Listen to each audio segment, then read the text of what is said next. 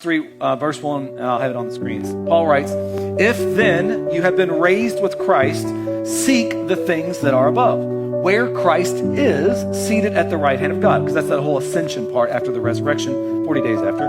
He says, "Set your minds on things that are above, not on things that are on earth." And so I am from above. Jesus echoes this in John 17. Jesus, the Son, is praying to the Father while he was here.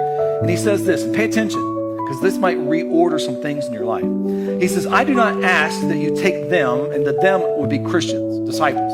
He said, "I do not ask that you take them out of the world, but that you keep them from the evil one. They are not of the world, just as I am not of the world." So Jesus is like, just like me, these Christians are not of the world. "Sanctify them in truth." All right, time out, pause. Sanctify means make us more like Christ. Set us apart more to be more like Christ now.